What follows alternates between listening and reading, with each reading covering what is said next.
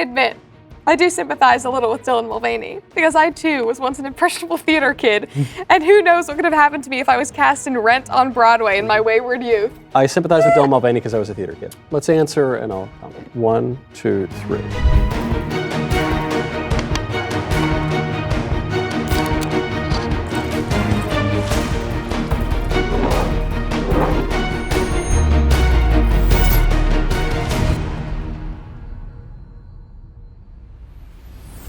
This is the game that you have all been waiting for, that I have all been waiting for, a game featuring one of my absolute favorite people in the entire Daily Wire universe. That would be my friend, Brett Cooper. Before we get into it though, have you ever wondered what it's like to trade places with me? You probably are now. I'm sure you would love to sit opposite Brett Cooper. Well, you can. You can't hang out with Brett, but you can get, yes or no, the game. That's right, dailywire.com/shop. We ordered some of these games maybe 6 months ago. We kind of just missed Christmas, and it sold out immediately. They're selling like lightning. Pre-order yours now or you will miss out again. dailywire.com/shop. The very greatest party game on planet Earth. And I feel this is the very greatest episode we've ever done because Brett, you're here. I'm so excited. We've been trying to do this. We obviously could not play this game before you were 21. Exactly. So now you're going to have to drink for the two of us because, you know, as a mackerel snapping papist, one gives up something for Lent. I've never done it before in my whole life, but this year I'm giving up booze. So I'll be drinking what looks like a Cosmo. It is in fact a strawberry flavored seltzer something. I was going to say, is this like pink lemonade? Mm-hmm. Yeah, it's a strawberry lemonade, and you are drinking a room temperature gin, is that right? No, I'm drinking a tequila soda lime, which is my drink of choice. Although, has this been mixed yet? Can I do this? Please, well, I think you just did. I think I did. Wait, can I be really gross? Are you just digging it out? There you are. There we go. You know what? It just can't be. That's the stuff. Ladies first. Okay. Let's begin. All right. There's alcohol in my hands now. All right. On average, a sober female driver is more dangerous than a drunk male driver. So you figure out what I'm going to say, and I'll figure it out. A sober female is more dangerous than a... 1, 2, 3. I'm afraid you got that wrong, Brett. It's obviously... This is not just my opinion, by the way. Sweet little Elisa now, if we're calling an Uber or something, and a female driver pops up, she will be inclined to cancel because they miss the exit. They're chatting. I mean, it's very, like, the stereotype of female drivers, I get it. But also you have to bring up insurance.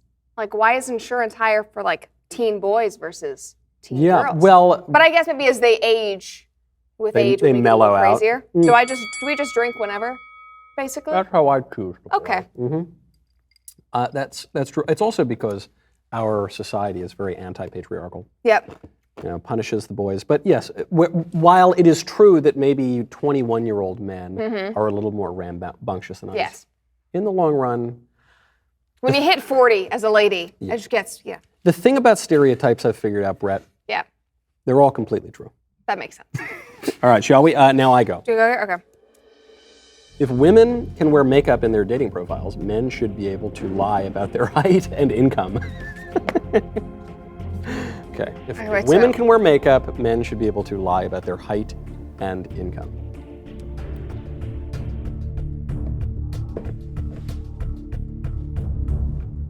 Wrong again. What? No, they shouldn't. Men shouldn't. You should never lie. I don't think that I mean, I know that you don't wear makeup. You sort of wake up naturally, but some women do wear makeup, and it's not a lie to wear makeup. It accentuates.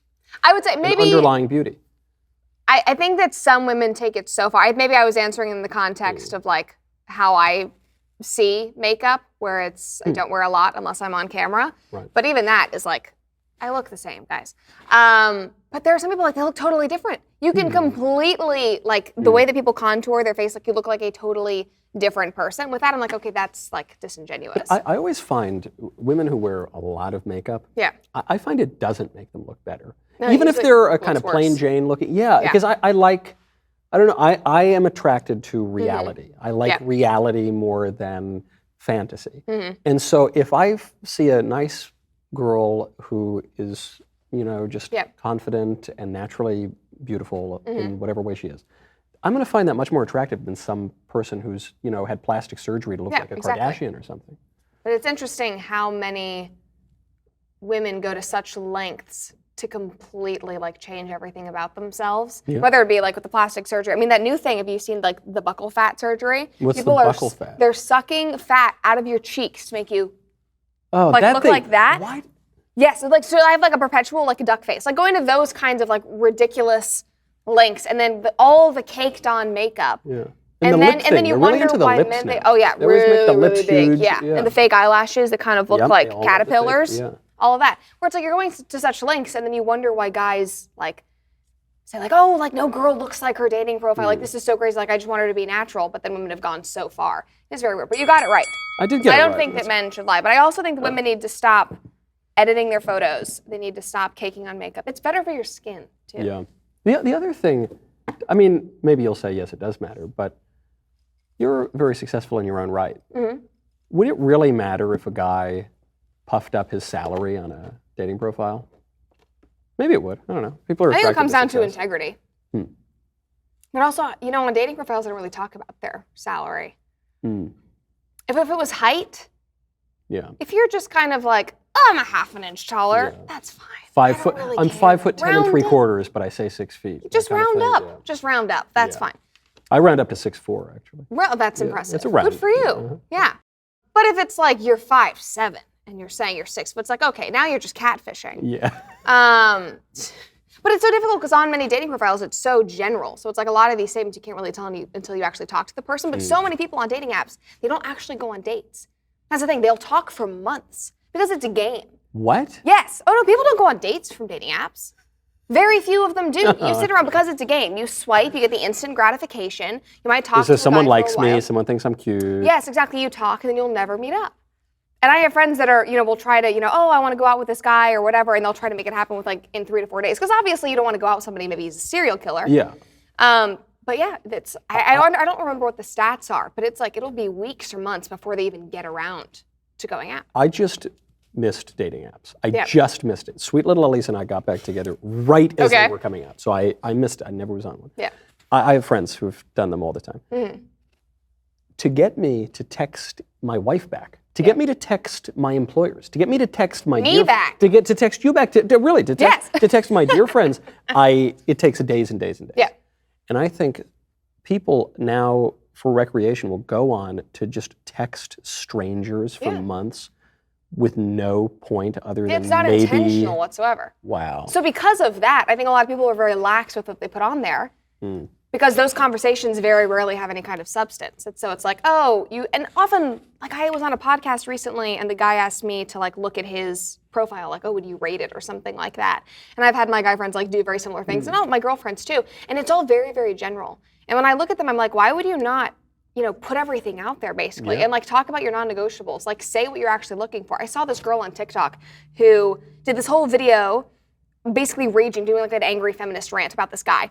And she posted their conversation and he wrote back and he was oh, you're so beautiful. And she said, oh my God, thank you. And he said, could I ask you, what you're looking for? And her response was, I don't really know. I'm just kind of figuring things out. And so he writes back and says, okay, I want to be upfront. I travel a lot for work. I'm really not sure if I want something serious right now.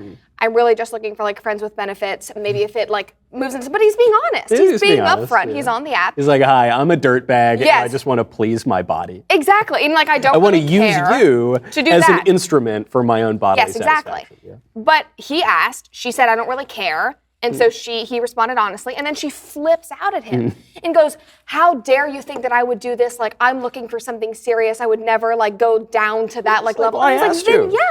Then be honest. Yeah. You can't play both sides of it. You can't play games and then expect men not to be playing games. It's a constant double standard. And so I like that though. conclusion being women might not know what they want, Yeah. but they definitely know what they don't want. Yeah, I mean, that's very true. That is very true with women. But anyway, the apps are so gamey. And if you actually want to use them properly, Dennis Prager has talked about this a lot, and he's talked to me about it when I was still living in LA. And he's actually a big advocate for dating apps. If you live, Dennis is a player, you know. Dennis just wants everybody to get married with the stogie Yes. and yeah, right. Well, I remember when I was at PragerU, he was like constantly trying to matchmake people. If you were like a 20-year-old, whatever, he was like, why aren't we married yet? Like, let me find you somebody. Like, let me go to, let me find somebody in my community. But we were talking about dating apps, and I was kind of like, oh, they're so stupid. He was like, no, especially if you are in like a liberal area. He said, this is the best way to weed everybody out. But the caveat is that you have to be intentional. Yeah. You have to actually put your religion. You can't be like, oh, I'm a moderate if you're actually conservative. No, just say it. Because then the people who are going to be angry at you and are going to hate you, you're not wasting your time, you're not wasting their time. The only people that are going to actively be interested are like, oh, this is great, you're being out there. You're Get on the dating app. Yes. Swipe right. Yep. I'm Dennis Prager. Okay. Anyway, so we're moving on. Here we go. Okay. Technically, I know more about pop culture than you. So I'm answering as me, and you're answering as you. Wait, no, I'm answering for you, right? Yeah. I'm answering right. you. You're answering as if to say, I, Michael Knowles, know more about pop culture than you. Right Oh, okay. I think. So. And you're moving that one. Oh, wait. Oh. Yes. So. Now we're getting it right. You're saying, so, I, Michael Knowles. Yeah. And I'm answering, I, Brett Cooper. Take you, Michael Knowles, to be my lawfully wedded man. Here we are. True. True. It's true, obviously. The most modern musician I listen to is Van Morrison. No, you listen to Miley Cyrus. And Miley, that's true. I really dug that Miley song. Have you listened to the rest of her album?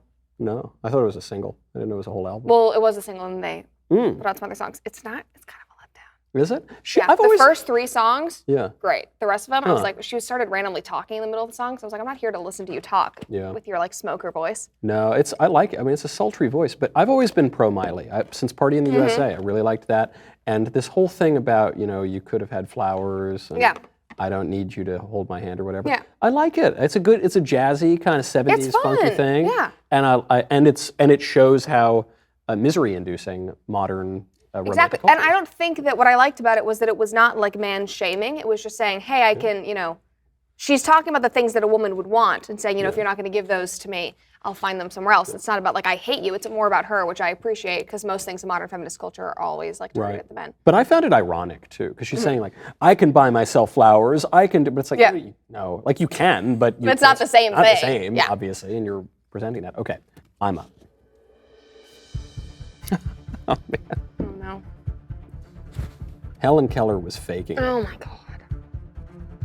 Okay, no, I've got an answer to this. Okay, My team and I debate this all the time. 1, 2, 3.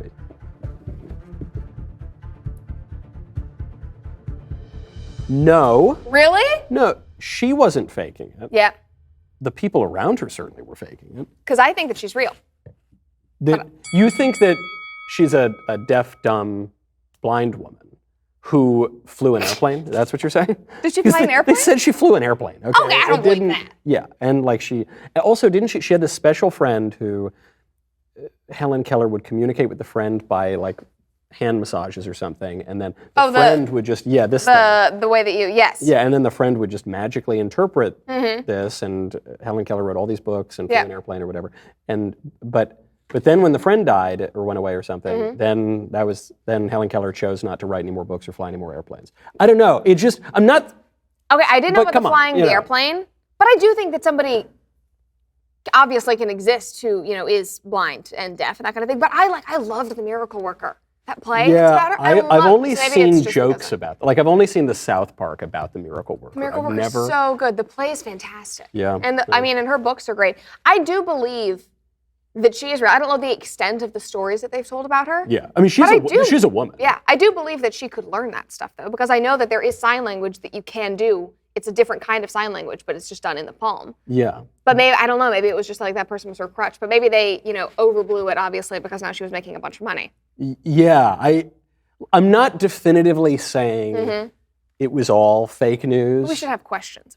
I think it's fair to, we live in a world right now where they told us that an experimental drug would stop us from getting a cough that was the worst plague in human history, and and that turned out to be a little, what am I allowed to say? Like a little dubious. So I don't know. I just have questions for obviously the Kellerites. Yes. If it's not true, at least it makes a good story. See that?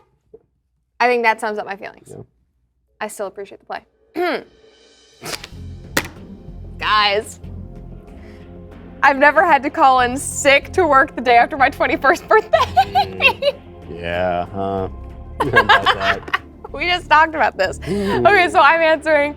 Never had to. So it's about me. Or wait, so I'm answering. Is it a question about me? No, it's about anybody? Not everything is about you, Brett. Just most things. Thank you.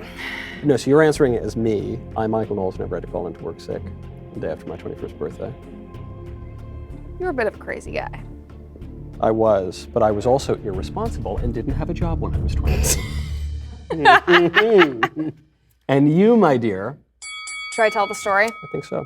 Well, guys, my birthday is obviously October 12th.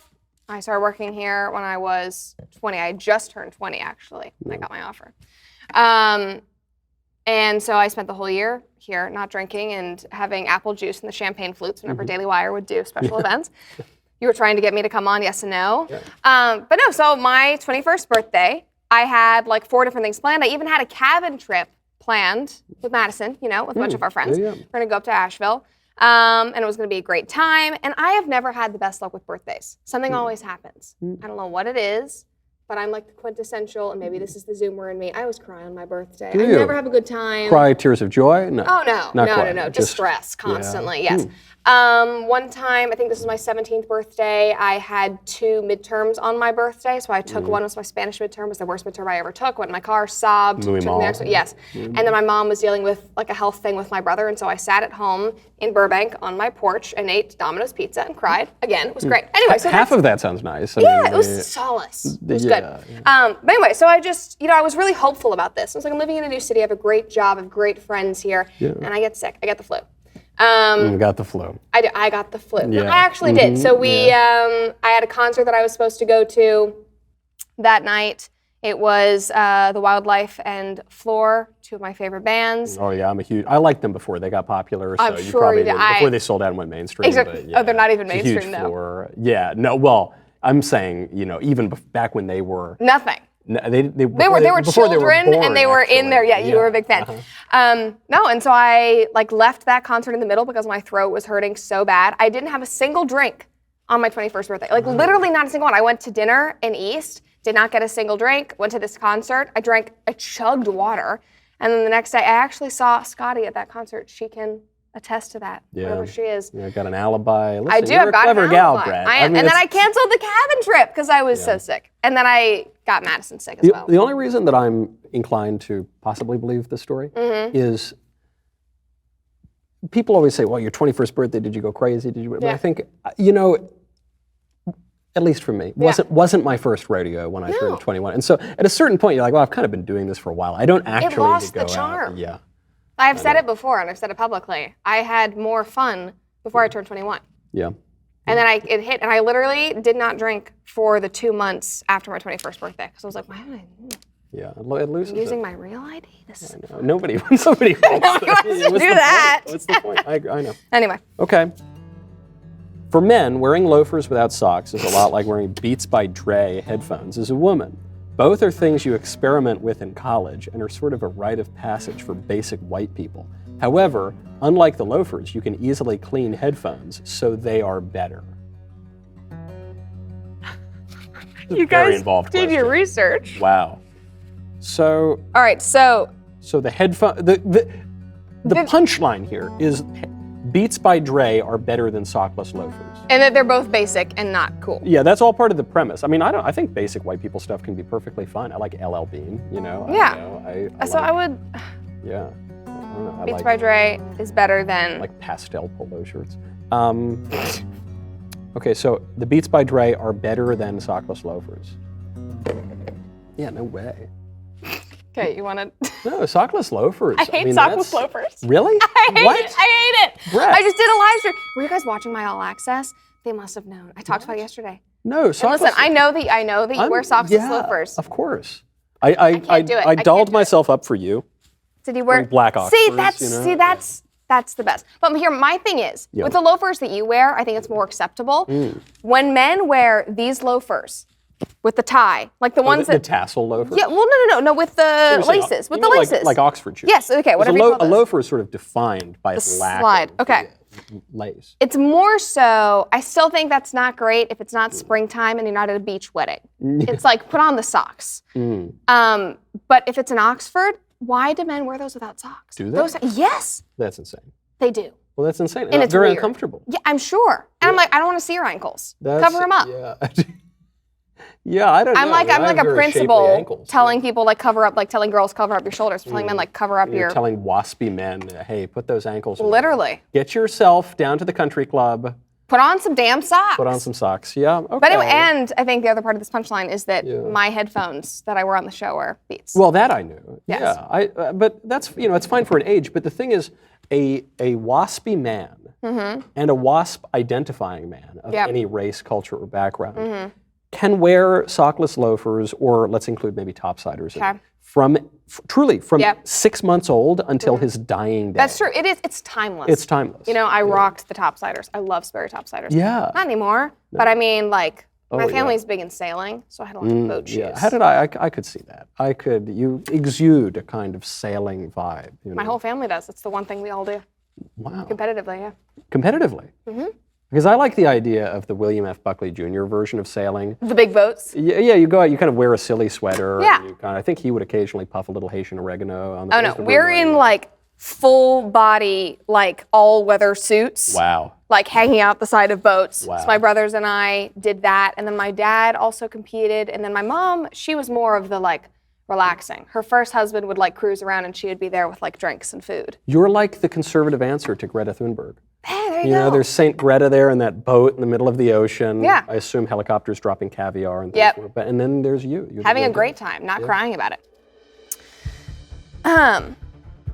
Decriminalizing prostitution would be more problematic for society than decriminalizing Schedule I drugs such as weed, LSD, and mushrooms. Okay, wait. Would be more problematic. So it's worse to decriminalize prostitution. Oh. I don't know what you think about this.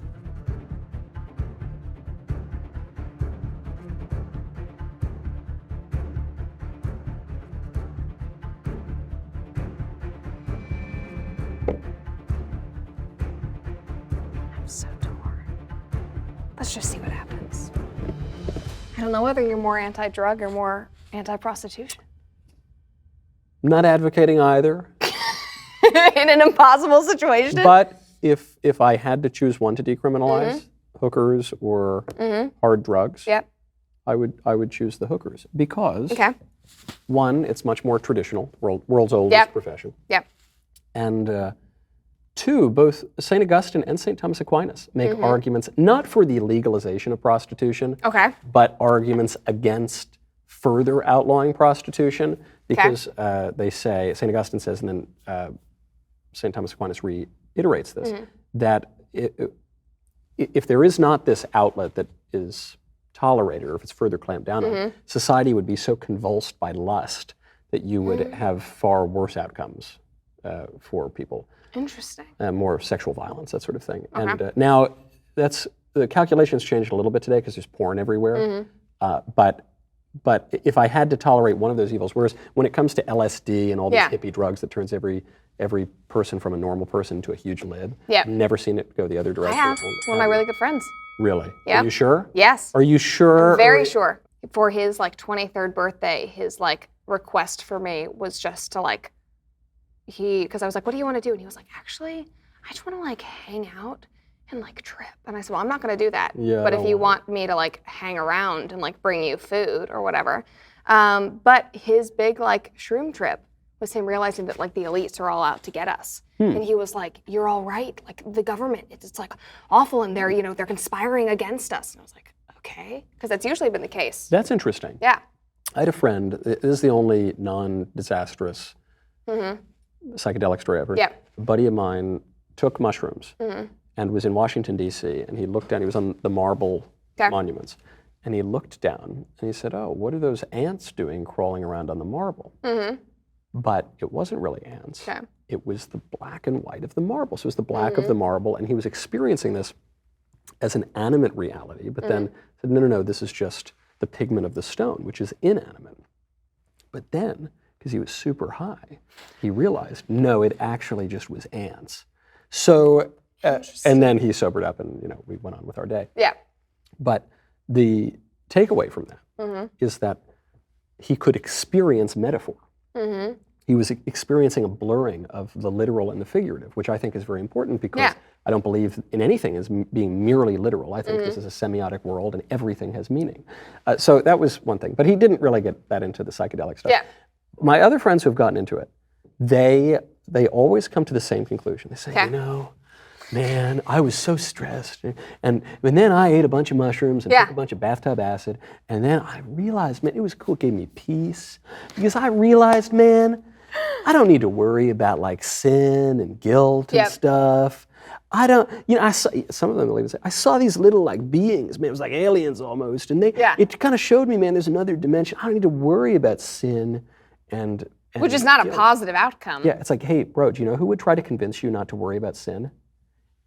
Demons. That's who, those little weird alien things you saw? Yeah, the do you want to hear about my brother's experience? Yeah. Okay, so my brother did a ton of drugs. So there's he's like the primary reason that I became very, very anti-drug and started with weed and then has basically done everything under the sun. Right. But he is now has drug-induced schizophrenia, like very, very, very serious. Yeah. But the things that he sees in his trips, they are all like devilish, like demons, like literal like demons on his shoulder that tell him that like he like caused the destruction of our family. Like all of this stuff, like it is truly like you are like going to hell and like that kind of stuff.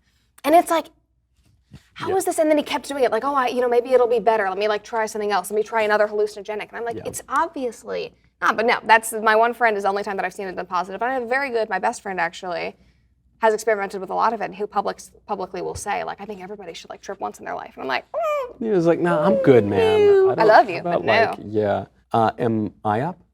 Yes. Okay. Right? I don't know. Yeah. I have better hair. Huh? I have better hair. So you're answering as me, I'm answering as you.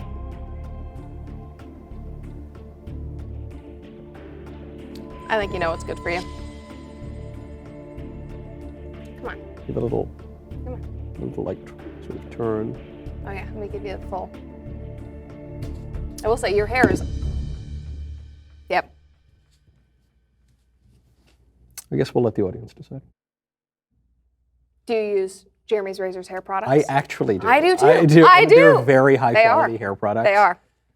But I've had this hair. And they're like quite clean too. They're super, no seed oils, all made of beef tallow. I don't really know much about this. No, but they don't have any parfum in them or anything like that. I hate parfum. I love cardamom, but I hate profiteroles.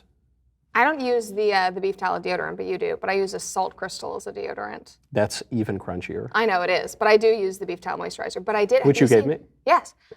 Michaela Peterson, though, she is like obviously she has her autoimmune stuff, so she's like allergic to a lot of things, but she had a recent breakout due to her shampoo, so she uses beef tallow shampoo. So what you were saying was actually you actually can. You can buy it on Etsy. It's like a bar of beef tallow. Yeah. This is the thing. I never got into fad diets or anything. Elisa convinced me. Seed oils made by the same demons that you see on mushrooms, and beef tallow cures everything. Beef tallow, the answer to all of the physical ailments. It's because it's going back to something that's natural. It's like we have all of these, remedies. It's like when you go onto skincare websites and there's like 55 different products that all do different things. They all have different chemicals, but they're kind of like weird concoctions of the same thing, and you buy all of them thinking they're all going to be a fix, but you're really just like putting more chemicals on your face. Right. It's like, why do we need all of that when there are very simple solutions? Like, why is it that that my brother can wash his face with a bar of Dove soap and have clearer skin than me? Right. And I've like used I had like a dermatologist from the time that I was, 8 years old because child actor, so obviously can't show a single pimple. Can't have a single whatever. And I've had like worse skin than him, and all he does is just like splash water. The Dove soap, or now, even forgetting that, I'm just gonna start walking up in a field, there are a lot of cows around Nashville, just gonna slice off some fat, rub it on my face, throw it back to the cow. I got Brandon Tatum's wife on it too. Did you? Trying to get some for Candace, yeah. Yeah, I'm really into it. The answer to all of life's ills is beef fat. Yeah. Okay. True. Oh, it's my turn. Oh, it's your turn. Gimme, okay. gimme. All right. As a rule, women are more shallow than men. More shallow.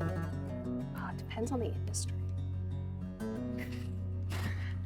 More shallow.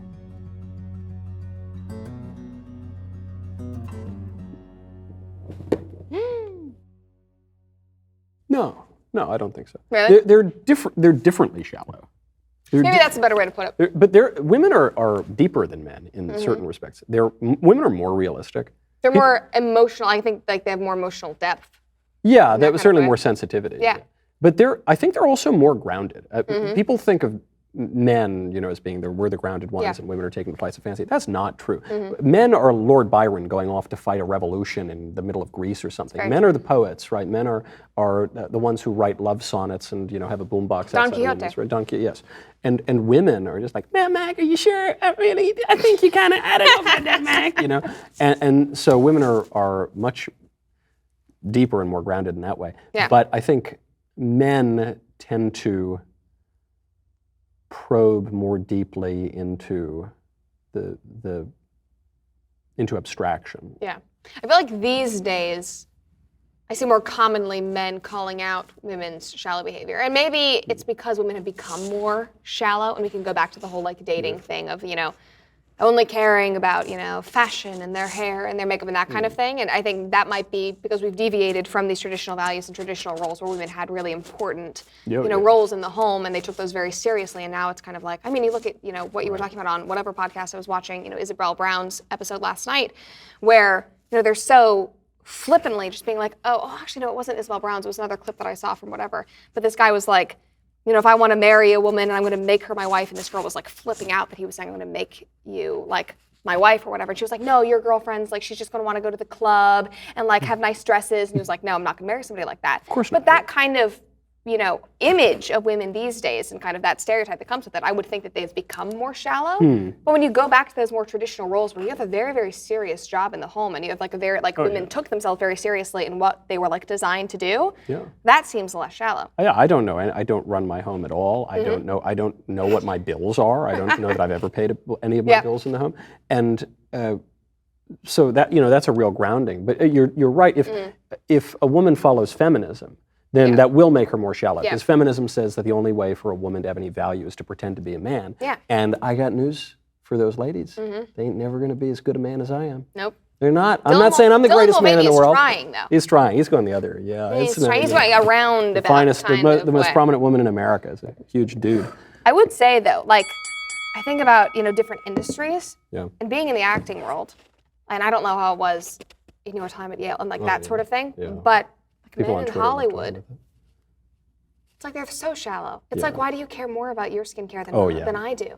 Why do you care more about your hair? I can't do this. It's gonna whatever. I'm like, oh my god. Did you ever work in New York as an actress? When I was very young. Because 8 to 10 years old. Okay, yeah. Because this was always considered one of the big differences in New York and LA. The men were very serious, or the people were just serious in general. Yeah, right. Everybody in New York tends to be more serious, and especially in the theater in New York, because you're in an actor's craft there, where it's you're following a story beginning to end every night. Whereas I remember when I got out to LA, one of the acting teachers in New York, kind of legendary guy, he was 92, he trained everybody, and he said, don't go to LA. LA is lies, it's shallow lies. And then you get there and everyone is super hot. Yeah. There is a lot more work because there's all this film stuff. But it's all fake too. It's all fake. It's less about, I remember I had a bunch of different acting teachers in LA. And I had the film act teachers, but it's not serious. It's you're on, they don't call it film. It's you're on camera acting. Yeah, it's don't blink. Yes, exactly. Camera, don't blink. And then I had my more theater oriented. It was so different because with the on camera ones, it was all right, so when you go into your audition, you want to basically trick them into thinking that you're the role. So dress this way, go in as the character. Yeah. And with the New York teachers that I had that were more theater based, it was all right, obviously you are still Michael Knowles, I'm still Brett Cooper, you're in the given circumstances, which is what acting should be. But it was you don't care, you could show up in sweatpants and absolutely crush it. They'd be like, oh, that's so amazing. Yeah. But truly, I think that, that's an important distinction. The LA actor guys. Yeah. But the women are just as shallow, but I think. That's true. Differently so. Yeah. The Chat GPT Yeah. danger and doomsday hype is more clever marketing than any real risk of it being evil or detrimentally sentient. Yeah, evil or detrimentally Okay. sentient. Okay. Okay. It's made up. It's made up. It's not that dangerous. 1, 2, 3. That's super dangerous. Yeah, I hate it. It's I hate AI. I know we were talking about demons earlier, Yeah. and I'm not saying it's always demons. I'm not like the guy in the History Channel. So it's Yeah. demons. But there's weird demon stuff with ChatGPT. Yeah. Because what is a demon or an angel is pure intellect, Mm-hmm. right? And disembodied intellect. And what is ChatGPT a simulacrum of? Yeah. A disembodied intellect. And you get really weird. Did you read about the AI demon, No. Loab? No. Long story short, this AI engineer artist person found a demon on. And See, it's so. But I look at it and people think, oh, it's this very, very cool, like almost non-biased, like just technology. No, it's not non-biased. There's obviously like a programmer back there creating all of this stuff, and I do think that it has the potential maybe to like take on a mind of its own in some way, but it has to start from somewhere. Oh, yeah. And I did a whole episode where I was asking it different prompts, and if you ask it to, write a speech in the voice of Kamala Harris, it will. If you say, would you do something in the voice of Brett Cooper or Ben Shapiro, it's like, no, those are like, we don't do hateful whatever. I said, can you tell me about or write about the dangers of minor attracted persons or something like that? And they said, no, these are protected class.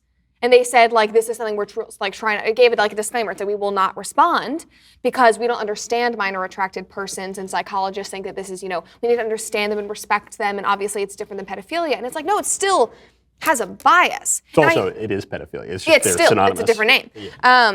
And I think that it is objectively cool that we have been able, that technology has gone this far, and I am, it's like great job to the people who did it. It's like, cool, look how high that Tower of Babel got. Wow, good job. Yes. Wow, amazing. Like, let's stop. There's like a point. Anyway, and I think that it's really, really, have you seen the videos that they've done of us where they like use AI to change the things that we've said? Oh, yeah. And some of them are really funny, but it's like Ben, Trump, Joe Rogan, and Peterson playing Minecraft together and that kind of thing. But then it's, people are so dumb and they get duped by headlines every single day now. Oh, yeah. And imagine, we're going into this, election cycle. And you can't tell what is AI or not. There are so many idiots in the world. And I say that with like the kindness of my heart. But maybe idiots is not the right word, but people who, to give them the benefit of the doubt, don't have a lot of time, are not interested, or just kind of watching news and passing because they don't care, they're not interested, who would see these videos and think, oh my God, I can't believe. Though I kind of like Trump that. said The deepfake thing I kind of like because it means that all these gotcha scandals are just over. That's true. Because you think, okay, I can't trust any of these videos, all these distractions, or these Then maybe chat that would be a logs. positive thing. Yeah, it Of could literally be. not trusting anything. Yeah, because then I'll do my own. I love though you put into ChatGPT, you say, what are 5 things white people can improve on? It says this, that, this, that. So what are 5 things black people can improve on? It's like, how dare you? You can't do. And they give you it's not even like they don't answer or they can't give you an answer. They give you a disclaimer, like you're a terrible person for asking that. This is hateful. We have exactly. Yeah. Okay, you're up. Okay. Let's be honest, and Michael's non-loophole aside, if somebody is not married by the age of 30, it's them. Oh, so it's saying, forget about religious life. You can be a yes. consecrated single or religious or something, but put that aside for a second. If you're the kind of person who would marry and you don't get married by 30, it's on you.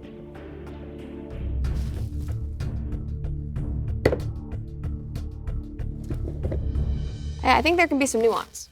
I think in many, many cases, like I think about my oldest brother, I talk about with my brothers now. He's not married, he's 34, but he's choosing not to be.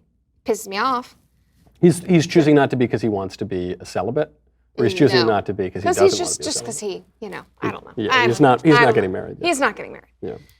But I also look at friends who are desperately trying, who are very, very intentional with it, and I, a couple of good friends that are like mid-20s and are very, very worried about that, who are like very deeply, and they're like are trying, and I do think that it kind of, some of it will come down to, how much are you putting yourself out there, and you say that you are, but you're not being, genuine with it, or you're altering yourself to try to fit into somebody else's idea of what. I think it can be a lot of things, but I also know that like the dating landscape these days is disgusting. Yeah, it's disgusting. So because the standards and norms were destroyed by the libs in the 60s and 70s, no one knows what to expect. People now say, we're talking. We're at different talking stages, right? You're talking. You don't even know what. You can't even call it dating anymore. There was a new article. Oh gosh, who published it? But it was talking about Gen Z's love of situationships and how it's okay, and how Gen Z should kind of like settle in the situationship phase and the talking phase, and how that's really positive. Frozen adolescence. Yeah, yes. Right. And so I do think that a lot of it is because of people's choices that they're making, but also how much of that is directly from them and how much of that is from like these social, societal changes that we've had that makes it impossible. If you're a woman, you were raised in a liberal environment, you were taught a bunch of nonsense, and then you were told don't have serious relationships, don't ever choose love and marriage over your career, you've got to go get some advanced degree to go work in the widget factory or study, some super specific nonsense to not get a job teaching at a university. And then you end up and you look up, you finally got all your degrees, you got all your spreadsheets are done, and you're 30 and you think, oh, I was lied to. Yeah. Oh, well, is it the person's fault? Yeah, at a certain point you have to have personal responsibility. Right, but it's also the whole culture, everything in the culture, your parents, your school, your popular entertainment, the scientists, the everything has been lying to you. And so it takes a rare person to be raised in that environment and then to say, no, I'm not going to. So I think it is a balanced scale. But in many cases, I do think that, people cause their own problems. So. Yeah, it's true. That's when people say, I've got all, 1,000 failed relationships. So, that's a huge problem. There's a common denominator. If you haven't really dated and you've been like very particular or you've been focused on something else, I'm like, okay, that's probably something else. But if you're just... It is more likely that Joe Biden threatened a black gangster at a pool after children rubbed his legs than that Joe Biden's father saw two dudes kissing in 1961 and said, "It's simple, Joe. They love each other." So they've clarified here. Yes, for corn pop is more likely. No, for gay curious great grandpa Joe is more likely. How did they describe? Yeah. I want to read this again.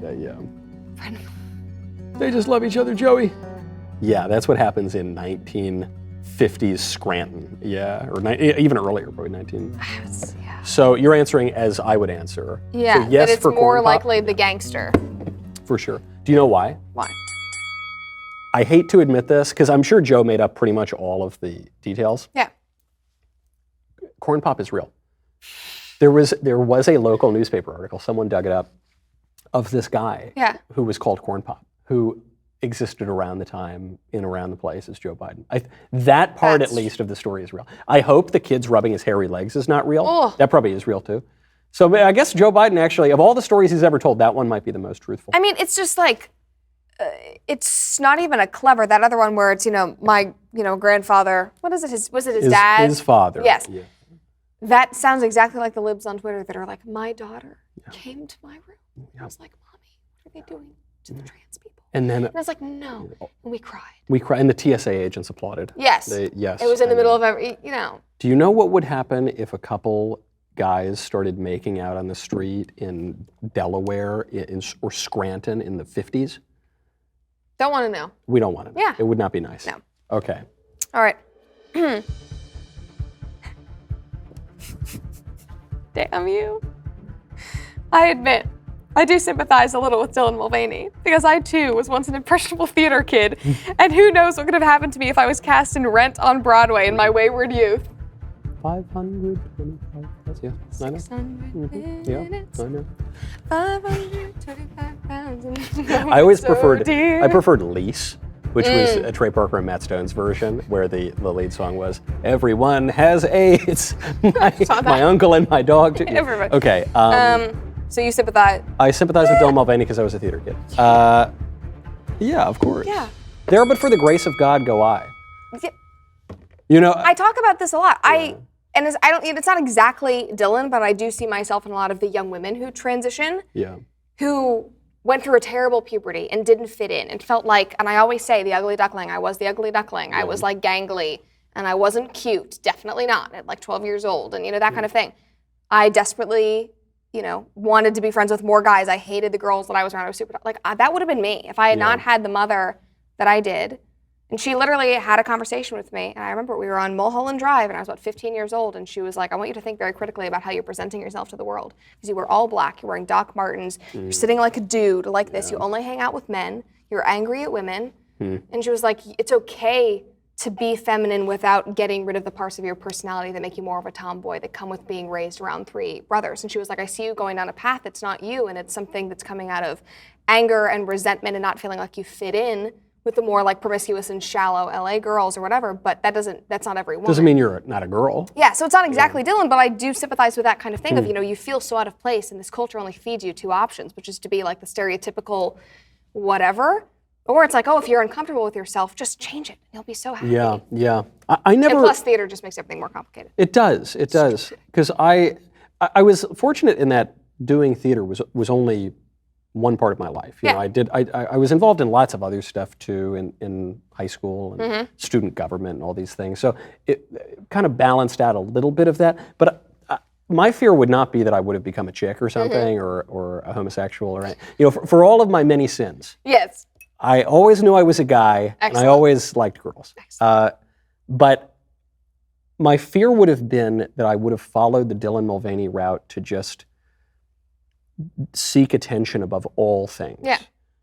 Which you see a lot. Which you see a lot. In entertainment. Look, I have a show, I give speeches, I go around. So it's not that I'm averse to people paying attention to things I say, but it's different. If that's the primary thing you're seeking, you are going to go down a dark path. Yeah. If that's secondary to, I want to say something that's true, I want to learn something about human nature, I want to help people see the world more precisely, you know, and you get attention for that, and that helps the work. That's a wonderful thing. But if you are just chasing you will do anything. attention, then you will do anything, including, you know. Yeah. Well, he hasn't done that yet. Has he not done that? No. Oh, of course. No, because he's normalizing the bulge. Remember that video? No. I don't remember that video. Oh, what? You should watch it. Yeah, he did a little dance where he was normalized. He wore very, very tight shorts, and he normalized the bulge. Could I request a spoon to carve out my mind's eye from that image? Okay. Oh, no, that's you. That's you, yes.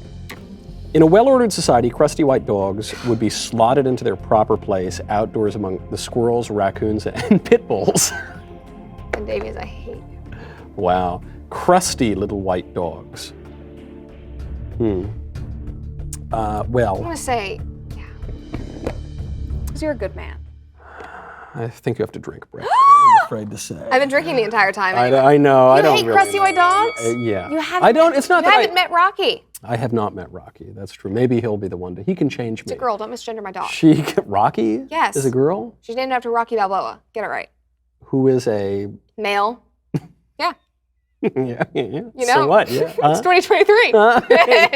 Yeah. It's the year of gender confusion. I guess even for the canines. It is. It's not that I. You know what? She's fixed. So. Oh, she's a eunuch of a dog. Yeah. She's a non-binary dog now. It's not that I hate dogs. I'm not a dog person. I'm not a cat person. I'm much more of a people person. But I do think if one is going to have a dog, the dog has to be either comically small, like a wiener dog, or sort of comically, deformed, like a bulldog, like an English bulldog. Okay, yeah. I do love bulldogs. Yep. Or inconveniently large. That's true. Like a Saint Bernard, Great Dane kind of thing. And you know what? I prefer bigger dogs. We always had bigger dogs. I had a Bernese Mountain Dog, and then my dog that I had for 16 years, he died in August, was a Great Pyrenees. Mm-hmm. My mom has, right now she has 10 Great Pyrenees because she had puppies, but she really only has 3. She's 10 of them. But I had a friend that I worked with at Trader Joe's, and his family had a accidental litter of puppies, and he needed to find homes for them. And he was like, I know that, you love dogs. Can I give you this little floof? Yeah. And I was in a mid-college crisis, is what I would call it, my sophomore year of college. I don't know why I decided to adopt a dog sophomore year During of college. During college? Oh my goodness. Well, I wasn't living in dorms or anything like that. I was like, sure, bring it on. Yeah. But he wanted to be a boxer. He was working at Trader Joe's, but he was wanting to be a boxer. So I was like, I need to name this little female dog after a boxer. Rocky. Yeah. And I love Rocky. Little Evander Holyfield. Yeah, that's not as cute for a dog. No, not at all. But my other dog, he is bigger. Okay. Yeah. He's a real dog, is what people say. Yeah, but not inconveniently large. Rocky's he's not inconveniently large. Rocky is she's not a dog. She's in a subset of, she's in her own category. She's a trans. She is. She's something. She's becoming. She's non-binary. Mm-hmm. Yeah, okay. All right. Okay. 99% of men who are pro-choice hold that view so that random swipe rights are more likely to hook up so they won't be on the hook for child support. Let's answer and I'll comment. Yes, except that last part.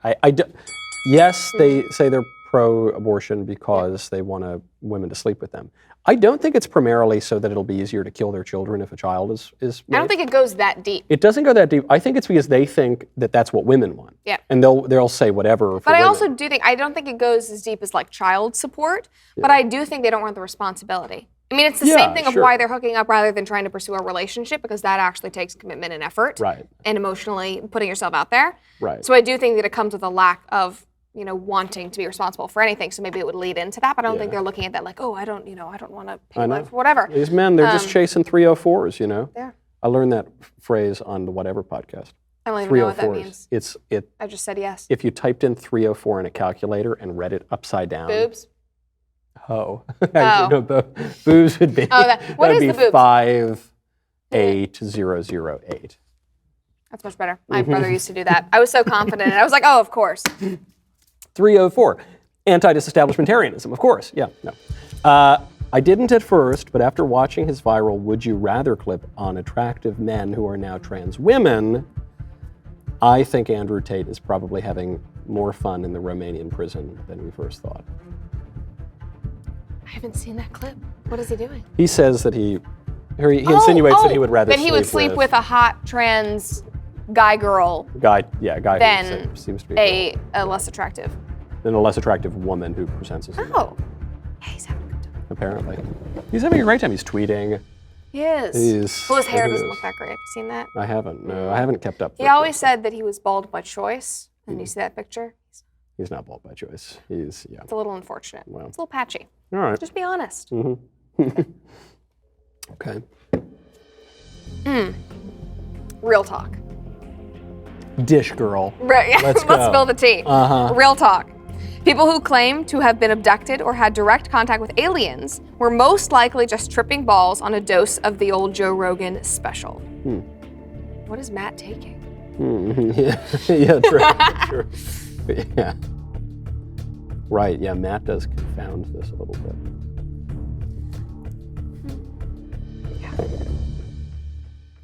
No, they might just be mentally ill or vexed by demons. Yeah. So I don't think it has to be drugs. Or they're confused. Or they just don't know. They might have thought that it was. Yeah. They could be gullible. I see blinking weird things in the sky all the time. Yeah. And I'm like, Yeah, listen, I wake up in the middle of the night and I think that I'm being probed by little green men, and but I think, it was probably just, a light breeze or something. Or your child. Yeah, get out of my room, buddy. Okay. It is more difficult for women over 6 feet to find a date than it is for a guy who is under 5'8". So it's more difficult for a woman. Oh. Over. No way. Oh, no. Because so many guys like really tall girls. Yeah. Well, yeah. Well, because they're like, I don't know. Yeah, that's true. I mean, that's true. If you're like 6'5", I imagine that is harder, But I mean, it could work out for you because you'll date some NBA player and you'll be super rich for the rest of your life. That's true. You make a good point. No, yeah, it's certainly true. It's very hard for... Because I think men are more willing... Well, it goes back to that whole thing of, women control sexual encounters. Women are the gateway, quite literally. Yeah. But men are more willing to compromise on that kind of thing. And they're like, she's beautiful, whatever, I don't care. And women will look at a great guy and be like, There was a guy, he has a very funny nickname from this town that I hung out in growing up. But I'm not going to say his name because he would be identifiable, to people in this community. And so I'm not going to say it. Trust me, it was very, very funny and a great pun. Okay. And he was quite short. I mean, there was something medical going on. And he was very angry about it. And I think people carry a lot of that anger, the Napoleon complex or something. But the thing is, if you can just accept one state in life, and if you're a guy who's under 5'8" or something, and then you marry a really tall woman, you're going to look like the man. Yeah, you're going to look like Sarkozy or something. It all comes back to confidence. Yeah. If you're comfortable with it, if you're not trying to overcompensate or anything like that. Yeah, totally. Yeah, okay. Alrighty, we're getting to the end here. I have a ghost story. Yeah. No, I just ruined it. I blew it. I'm not even drinking. Come on, Michael, get it together. Yeah.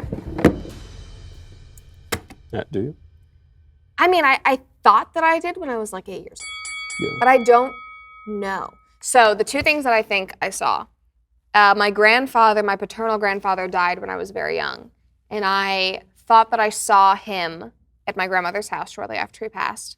And then I got really into it and was like, Mom, can you like talk to ghosts or whatever? And I would have like seances in my kitchen dining table. Not real seances, but I lit a candle at like 8 years old and was like, okay, I guess I need to try to talk to Granddad because he's like, anyway, it was so stupid. I don't know why. I was such a freak. I was so weird. But you know what they argue? Because there have been plenty of stories where it seems like, there's something that would seem to reflect one's dead grandfather or something like that. We've got plenty of those.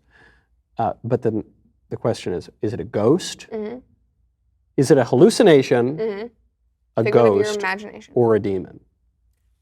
We all get back to demons here. It does, and it's actually a real Catholic Protestant thing. Some Protestants believe in ghosts, but a lot of Protestants don't. This is what Hamlet is about in the opening scene, right? The question is, did I see the ghost of my father?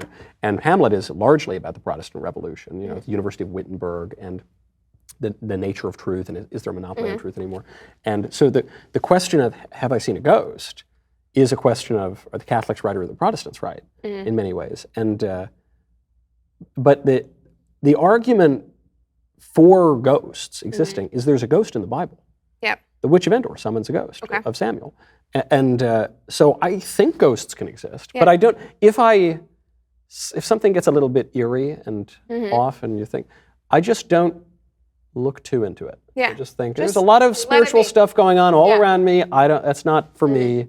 Curiosity is not a virtue. Yep. As Father Rehill told me on a long interview. Well, I'm pretty sure my father saw a ghost as well because I used to sleep in my parents' bedroom. I would like run across the house because, I was always terrified. I mean, we can get into demons here, but we lived in a very, very long house in Chattanooga, Tennessee, and it was like all one level, but it was super long. It had like one bedroom wing here, and then my parents' bedroom was here, and I would like turn off the lights and sprint because I was like certain that there was like some crazy woman chasing me. I also had a dream of like a small person, this was a recurring dream, chasing me and being able to it was like a ghost of a small person, like teleporting around and like chasing me. So anyway, it was like a 5'6" guy who was like, I want to be your husband, get over here. 4'11", small little like Asian tiny 4'11" in black and red chasing me. Anyway, so I was very, very weird.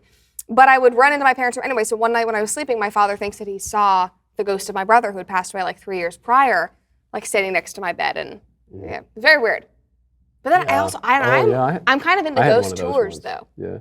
Like I'll do ghost tours. Will you? The one in Franklin, it's really good. Well, everything's haunted around here. I know. You are reminding me though. Yeah, there was one time I woke up and I'm pretty sure I saw or felt a ghost. Mm-hmm. And you don't know because you think, well, you're waking up. And you just don't look into it. But you don't kind of look. You just think, okay. Yeah. Okay, you're right. This is the last one. That's you. This is me. Yeah. Okay. People who believe the Earth is the center of the universe should kick rocks and go touch grass. I'm kicking a rock. It's at the center of the universe over here, Ben Davies. Okay, wait. People who believe the Earth is the center of the universe should kick rocks and go touch grass. They're crazy. They're deluded. Yeah, is it metaphorically, or do you actually, is it somebody who actually believes? What's a metaphor? That's a metaphor, man.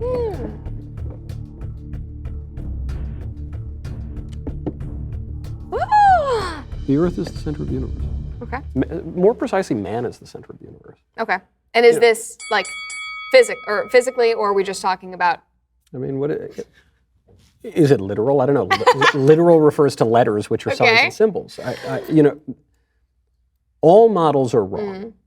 Some models are useful. So this model that we have, whatever model you have of the physical universe, let's say it derives from some conception of the Big Bang. It involves the Earth circling the sun around the Milky Way and the various galaxies and superclusters that are floating all around. Whatever image you have in your mind is wrong, right? It's not even close to a physical representation. Even the visible universe, which is every single thing you're imagining right now, is something like 5% of the universe. Yeah. Right? So, according to whatever model, which is probably wrong too. So all models are wrong. Some models are useful. What tells you more about reality? That man is some random little blip floating on a rock somewhere in the middle of nowhere for no particular reason at all, or man is the center of the universe? Because what I can tell you for certain is that man, a rational being, union of body and soul in a hylomorphic union, is at the meeting of metaphysical reality and physical reality. I know that for Correct, certain. That's the only reason we can speak right now in this room. So I can rely on that. Therefore, if I view the universe as with the Earth at the center of it, you can come up with a mathematical model as to why that's true. Right? We're all just talking about models, and it will tell you much more about the nature of reality. It's kind of like, what's a woman? People don't really have a good answer for that. People say, well, 2X chromosomes. I don't know what the hell 2X chromosomes is. What does that mean? That doesn't mean anything to me. What is a woman? Sugar, spice, and everything nice. I get that. That tells me a lot more. Sugar, spice, and everything nice is much closer to what a woman is than 2X chromosomes. Well, it's tangible. We can see it. We experience it every day. Yeah. Rather than, I guess, that I'm seeing your point. Right. Rather than something that we're just not truly understanding, but we're taking from an expert. Right. Yeah, but some expert who doesn't know anything, who's got all these wrong priors and premises, who thinks that he's the center of the universe, like Mr. Fauci or somebody. Yeah. But no. Maybe you've convinced me. Maybe here we are, Brett, you and me, right at the center of the universe. This is the most important thing in the world. And even it's very important too for like sacramental theology, because the idea of the Blessed Sacrament is it's the perfect union of physical and metaphysical. I mean, this idea that the cross is the axle on which the world turns. That tells me much more than some stupid science lecture on magnets at the North Pole, but it's not really at the pole. It's like kind of the fake pole. And whatever, man. Whatever, nerd. I care about truth, all right? Yep. And there's a lot more truth in poetry and myth and revelation, and the true myth, in fact, than in whatever some stupid lecture Dr. Fauci gave. That's why you learn more from literature and stories than you do anywhere else. Of course. That's why emotion is more important in convincing people. Yes, and you know where else people find truth sometimes? In vino veritas, they will sometimes say. Though, I don't know, sometimes they get diluted there as well. Cheers. My dear, to your health. To your sobriety. And to my sobriety. Next time I'll drink triple after Easter. Wonderful to have you. Thank you. Wonderful to have you. We'll see you next time on Yes or No.